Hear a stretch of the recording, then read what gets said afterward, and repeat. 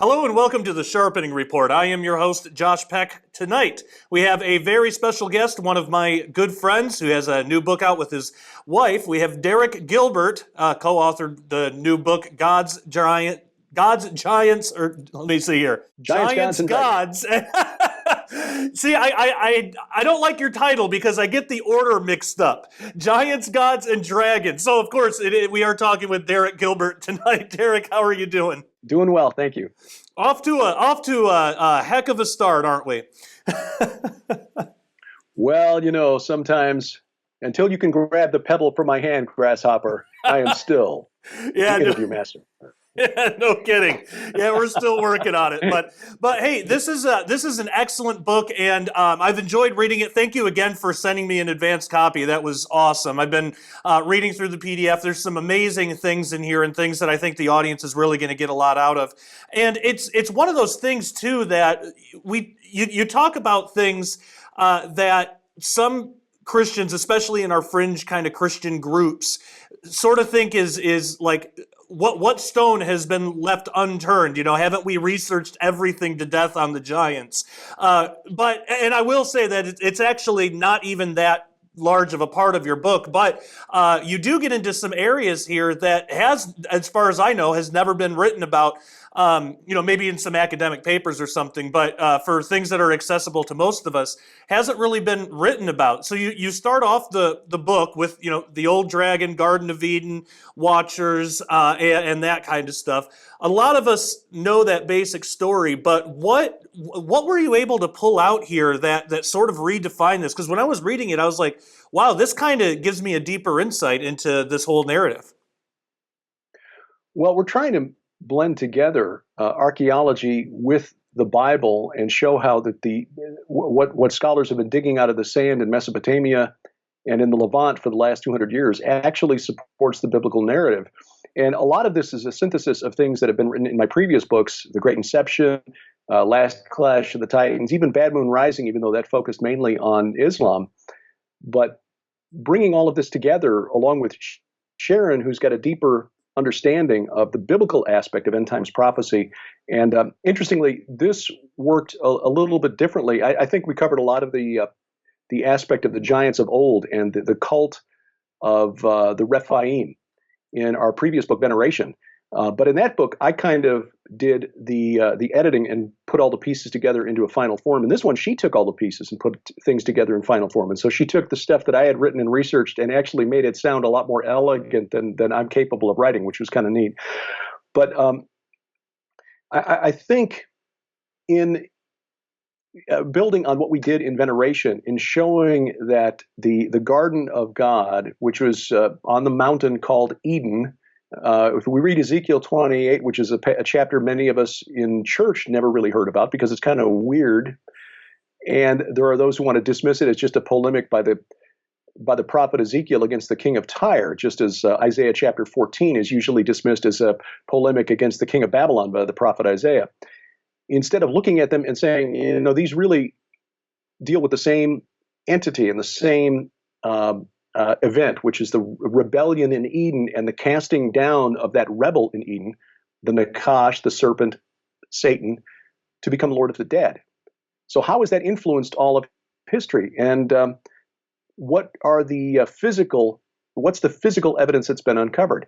And so we dug deeper into that and again, brought back some things I put in my first book, The Great Inception, regarding the Mesopotamian archaeology, specifically regarding things like head shaping, right? Okay, deformed crania. This is something that L.A. Marzulli has been chasing for quite a while, and he's done a lot of work specifically with the Paracas skulls in Peru. Those typically are dated by experts to 9th or 10th century A.D.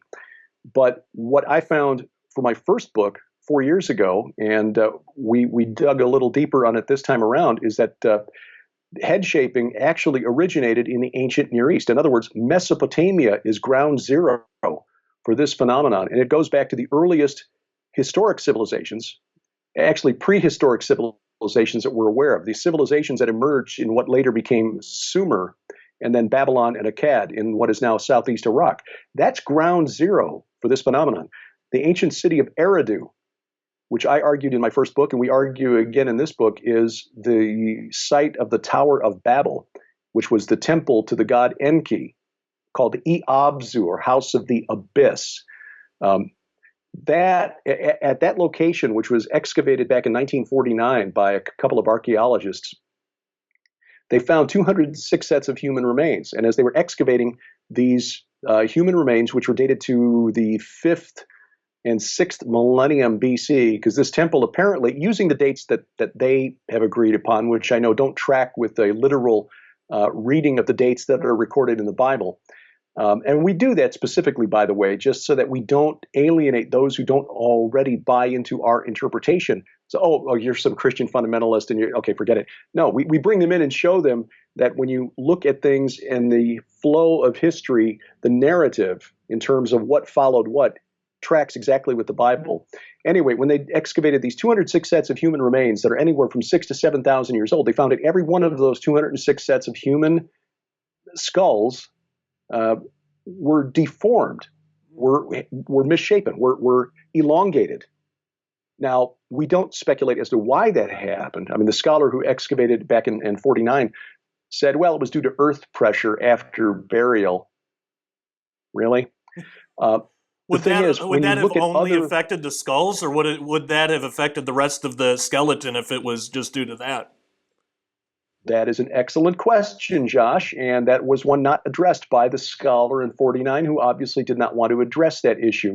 What I found is that most mainstream scholars really don't want to touch this until you get into the more modern era, like there's a tribe of Indians from the Pacific Northwest that were known to have I'm not going to remember the name of the tribe, so I'm not going to guess, but that they could document where they were binding the heads of their children. Well, according to what little research has been done by credentialed scholars in the ancient Near East, which if you're envisioning a map in your mind, that's Iraq, Syria, Jordan, southern Turkey, western Iran, etc. This was almost universal, and again, using their dates, from about 10,000 BC until about 4,000 BC. So for 6,000 years, this practice of head shaping, or just the fact that people were born with misshapen heads. Again, we don't get into this because we don't have any evidence to make a call one way or the other. It was universal. It was not segregated by class or tribe or economic status or anything like that. It was apparently everybody did it. So bearing in mind that writing didn't begin to develop until about 3,500 to 3,000 BC, which we put as the period just after the flood, the period of time that would have been the kingdom of Nimrod, it went away. Now, it came back in other parts of the world. Again, we wouldn't have the Paracas skulls. We know that the Huns of the 5th century AD practiced head binding to turn their heads into cones. But why were they doing it 6,000 years ago, 7,000 years ago, before they invented writing, when this is a practice that if they were doing this by wrapping their children's heads very tightly, can lead to brain damage and death if you don't do it right. So why do this? Well, we compare that to the so-called ophidian or lizard-like figurines, fairly small. There's about 125 or so that have been found in ancient Near East. People who want to look at these, the period of time is called the Ubaid culture, UBAID. You can look them up. You'll know what I'm talking about because the ancient aliens guys have an answer for them. Oh, these are the Anunnaki. These are the space aliens who came down and created humanity from monkeys and whatever. All of them that have been found in the vicinity of ancient Eridu, which again is what we argue was the location of the Tower of Babel, which we connect to a poem, or rather a Sumerian king named Enmerkar, who in the Sumerian king list is identified as the second king of Uruk, the city of Uruk, after the flood. Now in the Bible, that city is spelled E-R-E-C-H, Iraq. Today we just call it Iraq. So like Nimrod, second king of Uruk after the flood, there's a period of history, again, just post-flood in our timeline, which is theoretical, but between about 3800 BC and about 3100 BC, where Uruk, which is in southeastern Iraq, near the Persian Gulf, controlled everything in the Fertile Crescent between the Tigris and Euphrates as far north as southern Turkey. Now, that's a long way to walk in a day, in an era where you have to march to conquer cities. You can't fly a drone. You can't, you don't have trucks or horses. They had to march a long way, and yet they have found evidence of this particular civilization as far away as southern Turkey, western Iran. They were conquerors. It was the world's first empire, and that we know of from history anyway, and it's recorded in the Bible. The beginning of Nimrod's kingdom was Erech, but then he went into Assyria and built these cities. What they're recording is what we see in the archaeology. But again, that followed this period when everybody apparently was either born with or was deliberately shaping their heads into cone heads. And the question is why? What were they trying to emulate? We argue that this may be their conception or a memory of the reptilian spirit beings described in the Bible. Now, the Bible doesn't call the serpent in the garden an angel, but we see in the book of Numbers where the Israelites are bitten by fiery serpents. The word I think it's Numbers chapter 21, if I remember off the top of my head. But it's the episode where Moses has to put up the bronze serpent on the pole and everybody has to pray toward it and then they're healed. But the phrase in Hebrew is Nakash Seraph. Well, Nakash in Genesis 3 is translated serpent, but Seraph, translated fiery, or is the word behind the word seraphim, like in Isaiah 6, his throne room vision. The verb in Hebrew means to burn, so literally burning ones. So you've got this idea then that Nakash and seraphim, are interchangeable, which suggests that perhaps they were serpentine in appearance. And I don't think it's a coincidence that the later Egyptians had a memory of this divine protector of the pharaoh that they called the uraeus, which is a hooded cobra. Mm-hmm. That when its hood expands out, it looks like, because of the colors on it, it looks like 3 sets of wings on either side of the cobra's head. Well, in Isaiah 6, the seraphim have 6 wings. Now, skeptics will say, well, that's just the seraphim with this idea of the 6 wings. That's just, they were mimicking the uraeus of the Egyptians. Maybe it's the other way around. Anyway, we see that in a couple places where this idea, you get the fiery serpent, the flying serpent. Isaiah mentions that later in Isaiah. So you got these ideas coming together: flying, fiery serpent. Well, what's an English word for a flying, fiery serpent? Sounds Dragon. Like one of the words on the title of your book. Yeah. So we know that there are other dragons mentioned in the Bible, but we argue just, and again, speculative because the Bible doesn't explicitly say so, but this idea that they are radiant or glowing is implicit in the name, seraphim, the burning ones, but also in descriptions where these spirit beings of various types are encountered by the prophets. Daniel encounters him who's gleaming like bronze, and et cetera, et cetera. We see this elsewhere in Scripture that these entities, and even the term Nakash, according to Dr. Michael Heiser, has an implied or related meaning that implies glowing like burnished or polished brass. So we don't think it's too far to speculate, but we'll leave it in the realm of speculation. But anyway, getting back to the Ophidian figurines and the head shaping of the ancient world prior to the flood, we think that this was their effort to emulate what they perceived as the gods.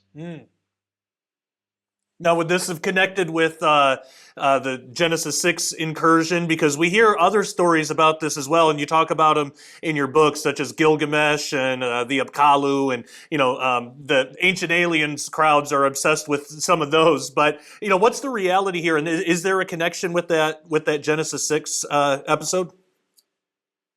Well, we think so, because those would be the spirit beings, the supernatural entities that the ancient world, the pre-flood world, would have had contact with.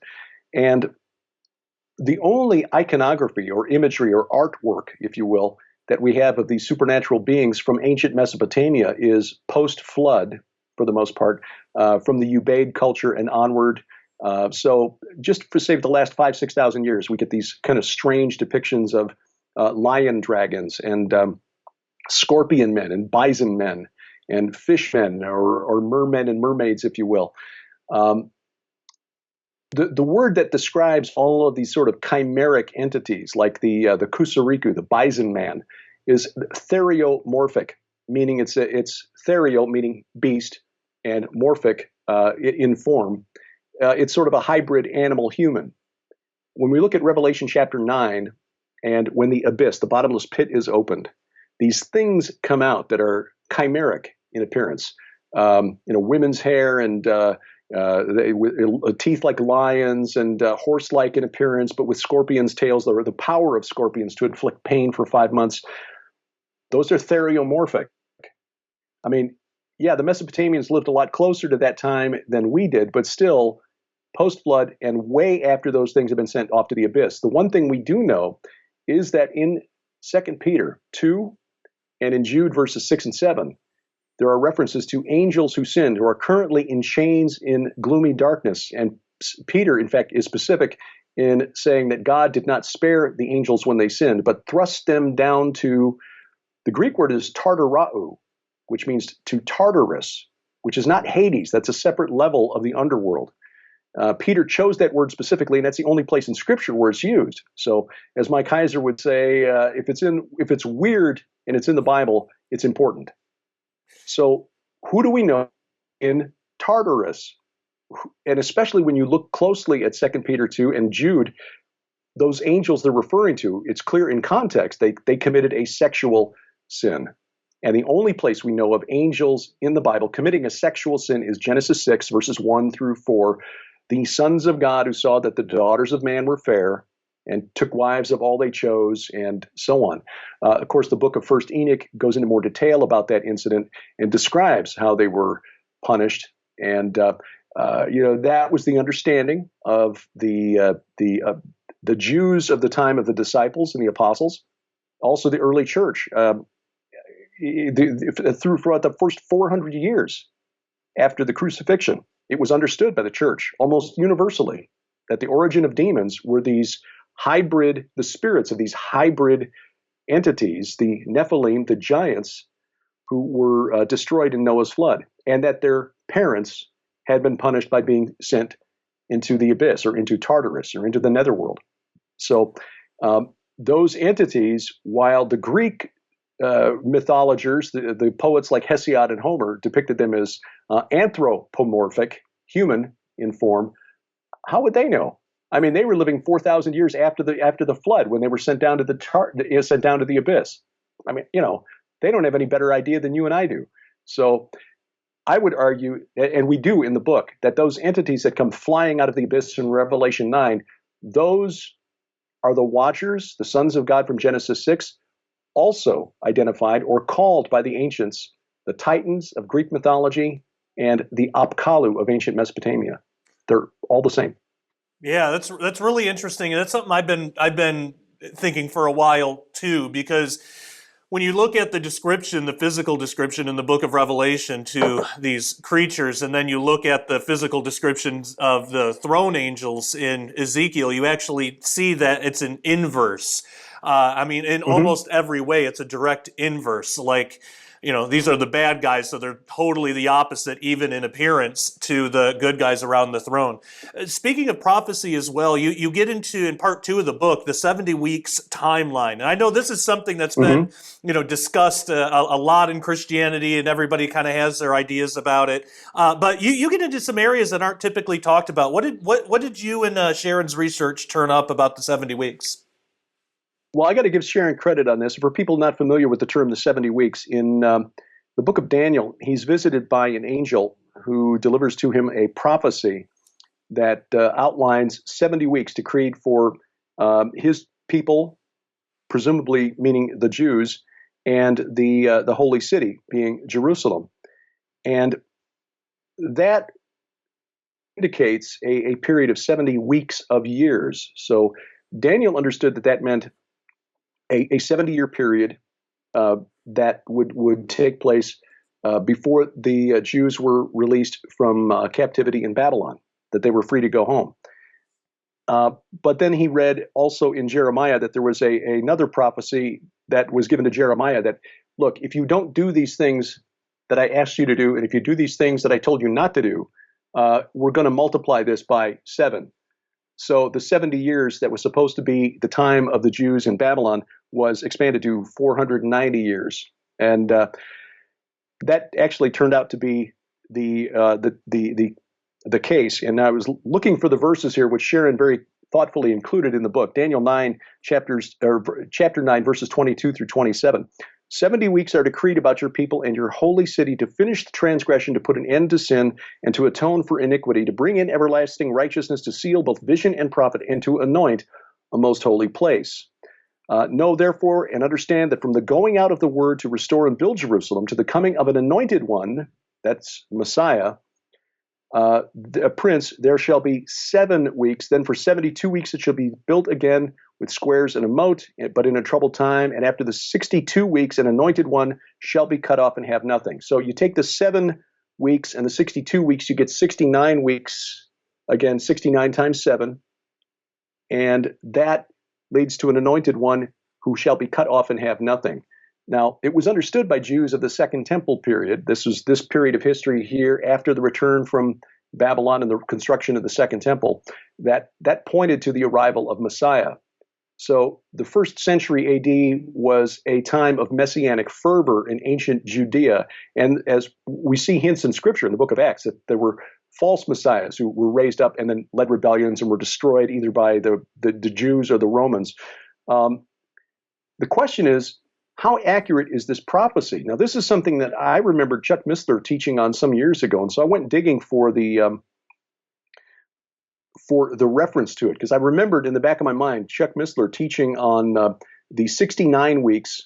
And by the way, we are now in a gap period before the 70th week, because the 70th week begins the last 7 years of history, which is where we get the idea, by the way, of the 7-year period called the Great Tribulation. Right.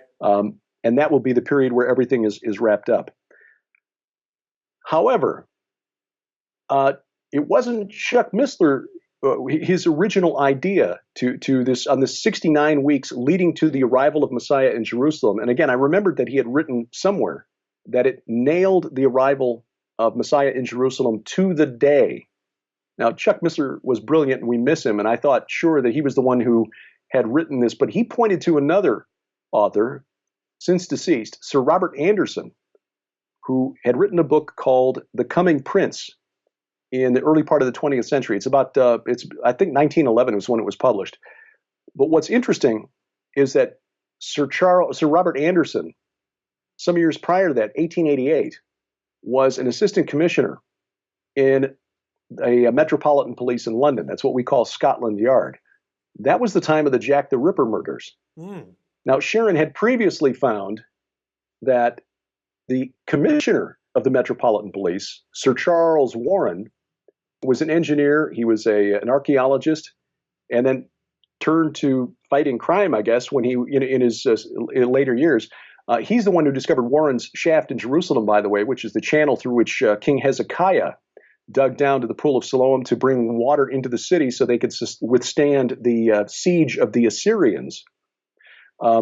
Warren, in September of 1869, climbed the summit of Mount Hermon and found inside a temple on the summit, the highest man-made place of worship on planet Earth, a stela that was inscribed in archaic Greek, which scholars have translated to read something like, "By order of the Most High and Holy God, those who swore an oath proceed from here." Now, Josh, your viewers, if they're familiar with the story of the Watchers in First Enoch, they understand that First Enoch, I believe, is chapter 6, describes how these 200 Watchers descended on Mount Hermon and swore a mutual oath because their leader, called Shemaiah, was concerned that he would alone take the blame for the sin that they were about to commit, which was to teach humanity things we weren't supposed to know, and, oh yes, take lots of, really hot babes for wives.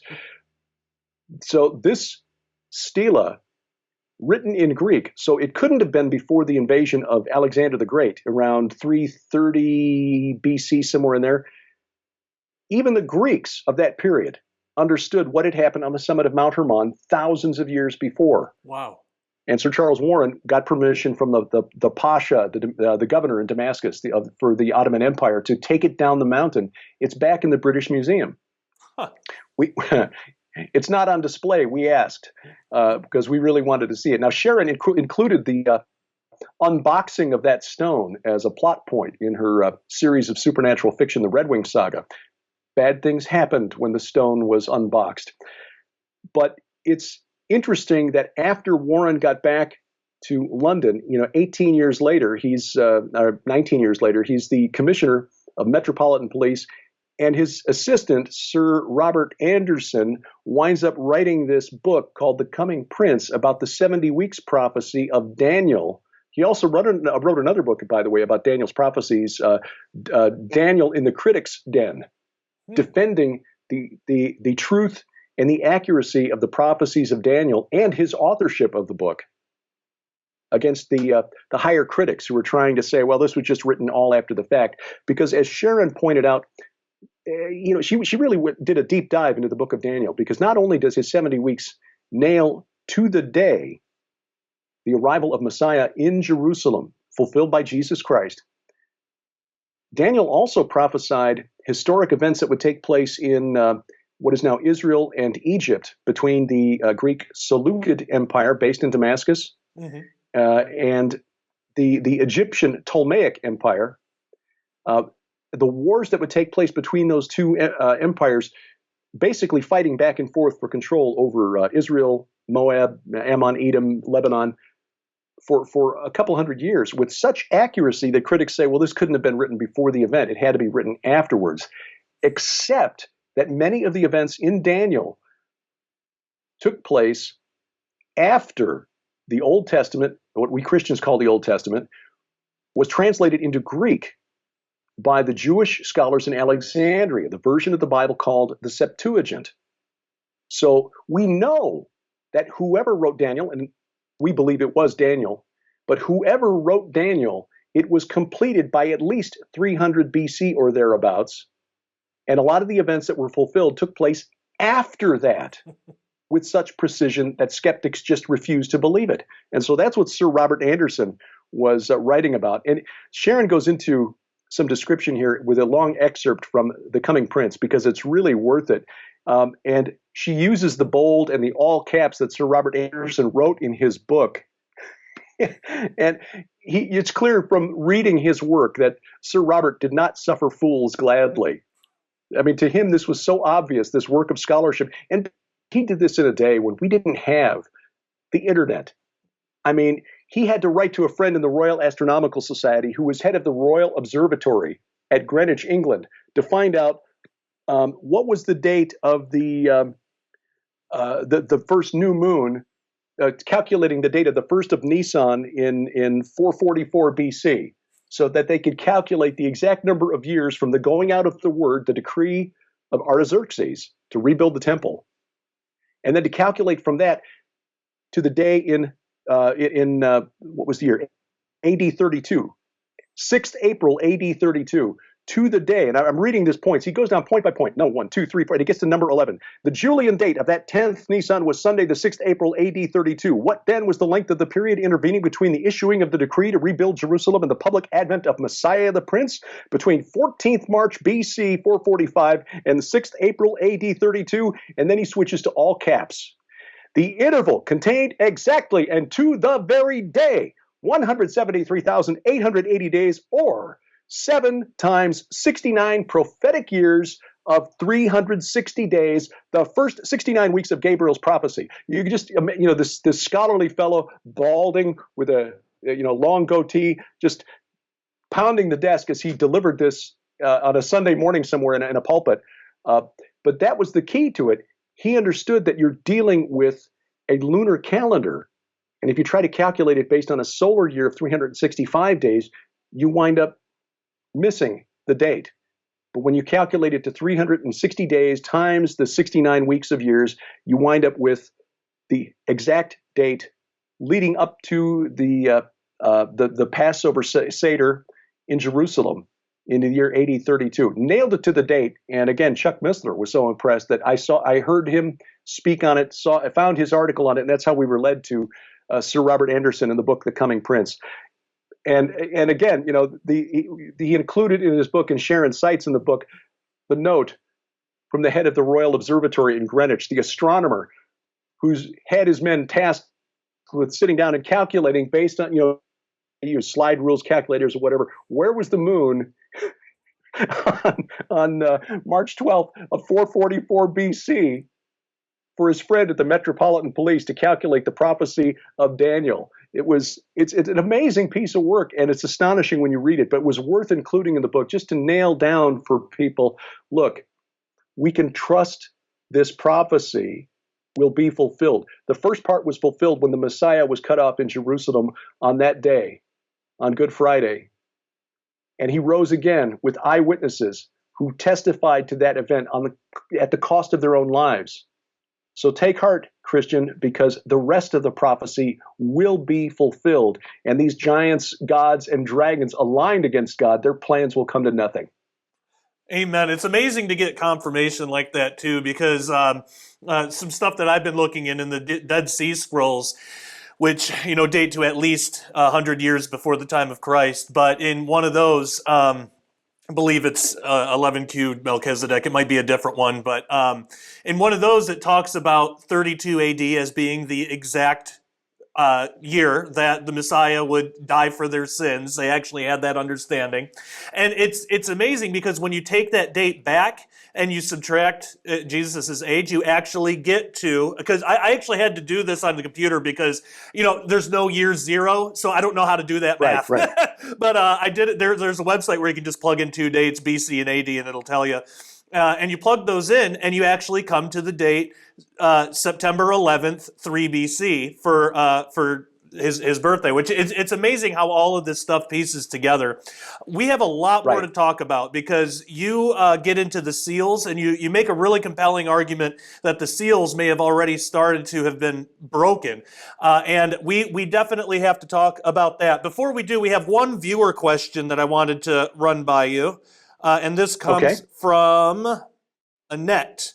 Annette asks, Derek, is your book suitable for boys age 11 to 16? Do you know of a Christian video game that would be a good companion for this book? I want to introduce my grandsons to this subject. So Annette is looking for advice for her grandsons. Is your work suitable? Yeah, there's nothing in there that would be disturbing to them or inappropriate for that age group. We don't dumb it down, but I think we've explained it well enough that people can understand. So the concepts are high-level concepts, and if they get into this stuff and realize, I think, that these creatures that we've been taught are just fictional, and that's really what inspired the title of the book, by the way, is this idea that, Dungeons and Dragons players are protesting because the orcs are always depicted as evil, and that's racist. We can laugh at that, but survey after survey shows that most American Christians don't believe that Satan is real, that the Holy Spirit is real, that demons are real, and so forth, much less the giants of Genesis 6 or the dragons that will dominate the end times, the 7-headed red dragon called Satan, and then the beast that emerges from the sea, who looks really weird and not at all like we think of a dragon, but that's exactly how dragons were depicted in ancient Mesopotamia. So think about that. And have them read Job 41 to get them excited about this, because when they start reading that chapter of Job, which describes Leviathan, the chaos dragon of prehistory, the first rebel put down by God in Genesis 1, verse 2, boy, they'll get excited about it. I wish I'd known this stuff when I was 12, because it would have made church so much cooler. These entities, these spirit beings that we've been taught were just imaginary. The pagans were just fooled. They thought the block of stone was actually alive. Well, no, that's not really how they viewed things. Those idols were sort of like receivers, like, radio tuners. When they prayed to the god, he would come, and that's where he would, give him locality. But he wasn't in the stone. That's just an idea that's been taught to us over history. When they begin to understand that the spirit realm is far more complicated, there are a lot more entities working in it, it's a lot more like Lord of the Rings than we've been taught. And so that's why you got this orc-looking creature on the front cover, who, by the way, Jeffrey Martis, the cover artist who does many of our books, yours too, Josh, I know, is just absolutely brilliant. And we love his work. And it really conveys the sense that we were hoping to capture with the book, that, look, we're in the middle of a war against things like this on the cover. And dragons, except, Lord of the Rings, Smaug was pretty dangerous, but he only had one head. Leviathan's got 7. The Antichrist is, we argue, Leviathan. Satan got 7. So that's like Smaug times 7. But God is still going to win. So you start thinking in terms like that and realize we're in the middle of this epic battle. I mean, picture in the Return of the King, the third movie in the Lord of the Rings trilogy, where the riders of Rohan are coming down onto the field in front of the walls of Gondor. Like, my goodness, just imagine that, but on a heavenly scale, when the Lord of hosts, which means Lord of armies, leads the heavenly army into battle against the Antichrist and his forces, and we're going to be, leaning over the rails of heaven, cheering him on, or maybe even in the army, who knows? But that is what we're trying to convey with this sense here. We don't portray it in a scary way, but we don't, like I said, we don't try to simplify or dumb anything down. So God bless your grandsons if they're going to read this book. I don't know of any video games that capture this yet, but boy, it would be awesome to have something like this. Yeah, I totally agree. And I mean, I've read the book, and I know when I was that age, I would have absolutely loved it. I'm 35, and I still absolutely love it. So I totally agree. I think this would be a great book for somebody of that age. Speaking of which, where can people pick up your book and follow you online? The book is available through any major retailer at Amazon.com, and we've just been humbled to see that it's been the #1 new release in Amazon's Old Testament Bible study category for several weeks, which is just, who knew? An old radio disc jockey's writing books of theology. So Amazon is one place, but the best deal, the best offer really is through the Skywatch TV store online, skywatchtvstore.com. There's a special offer that includes the book and then a series of DVDs, 6 DVD sets. That's like 27 hours of video that Sharon and I have recorded. Many of them are presentations that we've given on topics like this, but there are 2 that are, 3 that are different. One is a collection of programs from our weekly show called Unraveling Revelation that deals specifically with the 4 horsemen of the apocalypse. And then we've got 2 videos that are essentially, I'll steal a term from our friend Dr. Aaron Judkins, travelogumentaries, as we traveled through Israel in 2018 and 2019, showing you various sites with teachings along the way. So the one from last year also includes like 4 hours of bonus teachings from me, Pastor Carl Gallups, and Rabbi Zev Porat in Israel. So that for $35 compared to Amazon, where you just get the book for $19 or $20.